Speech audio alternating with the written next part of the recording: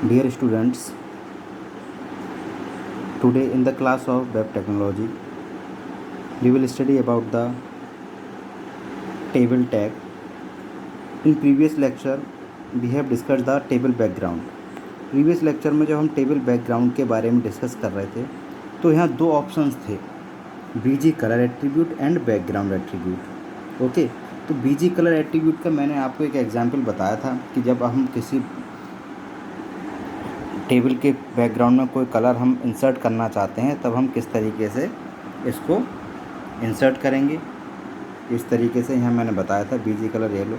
अब दूसरा एट्रीब्यूट है बैकग्राउंड एट्रीब्यूट। बैकग्राउंड एट्रीब्यूट में क्या होता है, आप बैकग्राउंड में एक इमेज पूरे डॉक्यूमेंट के लिए या पर्टिकुलर सेल के लिए लगा सकते हैं। तो उसमें हम क्या करेंगे, उसके लिए मैंने बाकी कोडिंग तो सेम रहेगी, बस यहाँ पर देखिए थोड़ा चेंजेज है, मैंने यहीं बता दे रहा हूँ। टेबल बॉर्डर कलर जो भी आपको देना है दीजिए। उसके बाद बीजी कलर में जब आप यहाँ BG colour equal to yellow करते थे उसकी जगह पर यहाँ और फॉर बैकग्राउंड इमेज के लिए क्या करेंगे, बैकग्राउंड इक्वल टू इमेज का डेस्टिनेशन पाथ, यानी इमेज का पाथ क्या है, कहाँ इमेज स्टोर है, वो background equal to image oblique test.png। ठीक है, विल बी यूज्ड अगर हमें बैकग्राउंड इमेज किसी टेबल की रखनी होगी तब। ठीक है, ये ध्यान रखिएगा, बीजी कलर की जगह बैकग्राउंड एट्रीब्यूट यूज होगा और इमेज का जो सोर्स पाथ है वो यहाँ हमें देना होगा। ठीक है, उसके आधार बाद क्या होगा, इसमें जो सॉलिड कलर हमारा या जो भी कलर हम देते थे वो प्रिंट होता था, इंसर्ट होता था बैकग्राउंड में, फिर कोई इमेज हमारे बैकग्राउंड में डिस्प्ले होगी। तो ये हो जाएगा बैकग्राउंड एट्रीब्यूट हो जाएगा। ठीक है, अब नेक्स्ट एट्रीब्यूट की बात करते हैं, that is table height and width, यानी टेबल की लंबाई और चौड़ाई के बारे में, यानी कि उसके जो सेल होते हैं उन्हें लंबा या चौड़ा कैसे किया जा सके, उनकी विड्थ और हाइट कैसे हम सेट कर सकते हैं उसके बारे में बात करते हैं। You can set A table width and height using width and height attribute. Width और हाइट एट्रीब्यूट का टेबल के अंदर यूज़ करके हम उसके टेबल के सेल्स की लंबाई और चौड़ाई को सेट कर सकते हैं। You can specify table width और height in term of pixel और in term of percentage of available screen area. जो हाइट और विड्थ है उसे हम पिक्सल्स के आधार पर या परसेंटेज के आधार पर, स्क्रीन एरिया के परसेंटेज के आधार पर हम स्पेसिफाई कर सकते हैं किसी भी टेबल के अंदर। ओके, जैसे मान लीजिए या पिक्सल्स हम प्रोवाइड कराएं उसके, या परसेंटेज एरिया स्क्रीन एरिया है, जो हमारा स्क्रीन एरिया है उसके आधार पर परसेंटेज भी हम डिस्प्ले करा सकते हैं। ओके, तो इसके लिए जो सिंटैक्स है हमारा, जब भी हम कहीं यूज़ करेंगे तो सिंटैक्स है टेबल बॉर्डर टेबल का देंगे, विड्थ जो हमने दिया 4000 और हाइट 150, ये पिक्सल्स हमने दे दिए हैं। ठीक है, ये पिक्सल्स हैं हमने प्रोवाइड कराए हैं। तो जब भी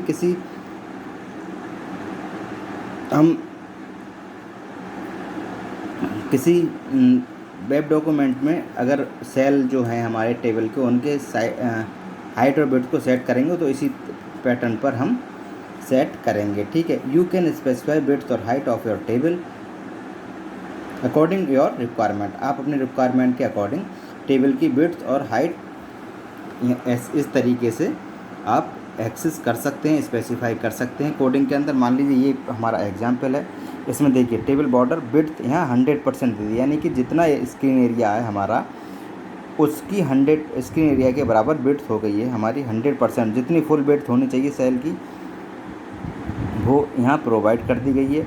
देखिए टेबल जैसे ये है, टेबल बॉर्डर विड्थ 4000 हाइट 150, यानी कि जो सेल है टेबल के बॉर्डर के, जो टेबल के अंदर जो सेल है उसकी विड्थ 400 पिक्सल्स और हाइट 150 पिक्सल्स होगी। ठीक है, तो इसी तरीके से हम विड्थ और हाइट किसी भी टेबल के सेल की सेट कर सकते हैं। Okay, clear. अब बात करते हैं टेबल कैप्शन, यानी टेबल कैप्शन का मतलब टेबल का टाइटल कह सकते हैं, एक्सप्लेनेशन कह सकते हैं। The caption tag will serve as a title और एक्सप्लेनेशन फॉर द टेबल। जो टेबल कैप्शन है वो टेबल के टाइटल और एक्सप्लेनेशन की तरह सर्व करता है किसी भी टेबल में। ठीक है, हम ये कह सकते हैं कि टेबल का जो हेडिंग या टाइटल क्या है, मतलब वो हम कैप्शन के अकॉर्डिंग सेट कर सकते हैं। And it shows up at the top of the table. और ये जो टाइटल है या एक्सप्लेनेशन है वो टेबल के टॉप पर डिस्प्ले होता है या शो किया जाता है। This tag is depreciated in newer version of XHTML और XHTML और HTML के न्यूअर वर्जन में ये जो कैप्शन का एट्रीब्यूट है टेबल के वो डेप्रिसिएट कर दिया गया है, हटा दिया गया है। ठीक है, फिर भी मैं आपको बता रहा हूँ, आप देख लीजिएगा। नए वर्जन हो सकता है आप पुराने वर्जन को यूज़ कर रहे हों या करें तो आपके काम आएगा। ठीक है, तो इसका जो सिंटैक्स है वो देखिए। सिंटैक्स बॉडी टैग में जब हम जाएंगे तो टेबल बॉर्डर को इंसर्ट करेंगे, विड्थ और हाइट टेबल की इंसर्ट करेंगे।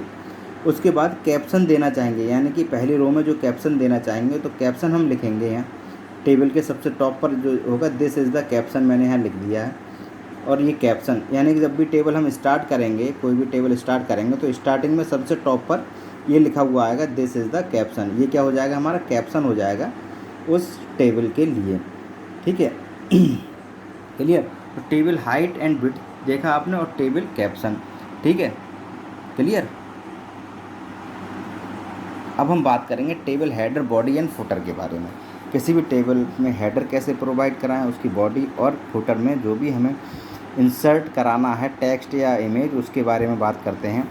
Table can be divided into 3 parts या पोर्शंस। जो टेबल है वो हमारी 3 पार्ट या पोर्शंस में डिवाइड होती है।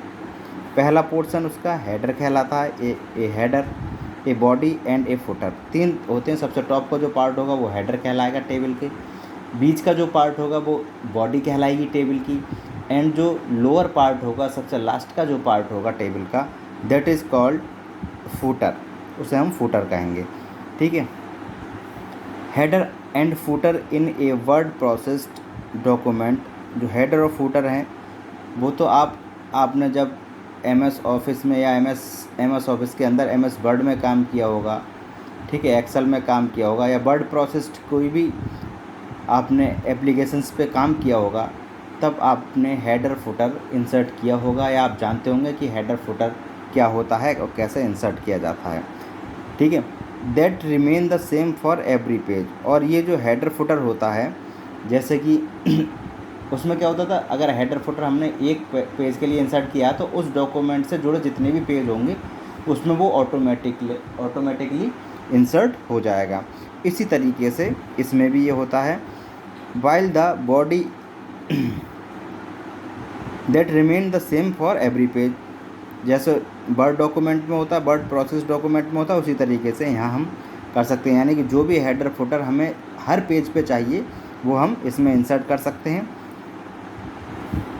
While the body is the main content holder of the table. लेकिन जो बॉडी होती है वो टेबल की मेन कंटेंट होल्डर कहलाती है, यानी कि बॉडी के अंदर ही जितने भी कंटेंट होंगे टेबल के वो होल्ड होंगे। ठीक है, the 3 elements for separating the head, body and foot of a table are.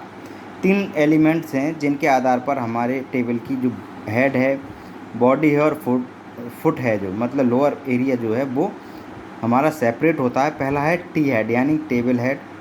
ये क्यों यूज होता है, देखिए, to create a separate table header, यानी कि एक सेपरेट टेबल हेडर क्रिएट करने के लिए हम इसका यूज़ करेंगे। ठीक है,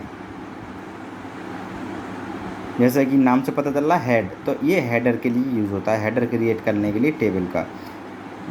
टेबल बॉडी यानी टेबल की बॉडी क्रिएट करने के लिए, to indicate the main body of the table, यानी टेबल की मेन बॉडी इंडिकेट करने के लिए, यानी जितने भी कंटेंट होंगे या टेबल के जितने भी एलिमेंट या आइटम होंगे वो टेबल बॉडी के अंदर होल्ड होंगे या इंडिकेट किए जाएंगे। यानी बॉडी जो है उसका क्रूशियल पार्ट होता है किसी भी टेबल का, या कह सकते हैं ये मेन पार्ट होता है, क्योंकि टेबल के जितने कंटेंट होंगे वो इसी के द्वारा होल्ड किए जाएंगे, बॉडी के द्वारा। टेबल फुट यानी टी फुट जैसा कहते हैं, to create the separate table footer, यानी टेबल के फुटर, सेपरेट टेबल फुटर को क्रिएट करने के लिए टी फुट का यूज़ हम करते हैं। तो ये 3 हमारे एलिमेंट्स हैं, T head, T body and T foot. इनका यूज़ करेंगे किसी भी टेबल में हेड, बॉडी और फुटर प्रोवाइड कराने के लिए। A table may contain several table body elements to indicate different pages और ग्रुप्स ऑफ डेटा।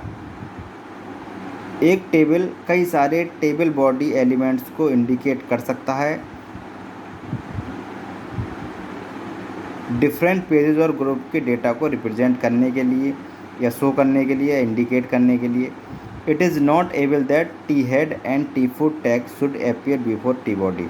लेकिन ऐसा नहीं होता है कि टी बॉडी से पहले टी हेड और टी फुट हमारे अपीयर होने चाहिए। ठीक है, अब हम इसका एग्जाम्पल देखते हैं। Doctype HTML head title हमने दे दिया, ये तो आपको पता है। बॉडी में आएंगे तो ये जो है टेबल बॉर्डर यहाँ प्रोवाइड किया और विड्थ 100% दे दी। इसके बाद टेबल हेड का यूज़ किया है, यानी हेडर जो बन के आएगा हमारा टेबल में, तो TR/TD टेबल डेटा के अंदर लिखा हुआ है कॉल स्पेन, यानी 4 जो कॉलम है उन्हें एक में करना है और पूरी रो हमारी जो कॉलम है वो स्पेन होकर सिंगल हो जाएगा। उसके अंदर लिखा हुआ है this is the head of the table. Then TR/T head, T foot में हमें देना this is the foot of the table, देखिए। और इस तरीके से फिर इसका डेटा हमें प्रोवाइड कराना है टी बॉडी का। ठीक है, टी बॉडी पहले टी हेडर और फुटर हम एक्सेस करेंगे, अभी बताया था मैंने। T head T foot access करने के बाद ही हम यहाँ टी फुट हमने एक्सेस किया है, यहाँ टी हेड एक्सेस किया है, उसके बाद हम टी बॉडी को एक्सेस करेंगे, जैसा कि अभी मैंने बताया था। विदाउट इसके पहले उसके बाद हम टी बॉडी एक्सेस कर पाएंगे। ठीक है, यानी कि टेबल हेड और फुटर तय करने के बाद, डिसाइड करने के बाद या शो करने के बाद टेबल बॉडी करेंगे शो, और उसके अंदर जितने भी डेटा एलिमेंट है हमारे टेबल के वो लिखेंगे और उसके बाद सारे टेबल जो हैं वो क्लोज किए जाएंगे टैग। तो ये करने के बाद जो हमारा रिजल्ट आएगा वो ये आएगा। जो पहला था क्या, कॉल TD टी हेड में this is the head of the table, और फुटर के लिए this is the foot of the table, this is the foot of the table, और ये डेटा हमारा यहाँ आ गया। तो स्टूडेंट्स, आज के वीडियो लेक्चर में इतना ही। कल नए कंटेंट के साथ मिलेंगे। Okay, thank you students.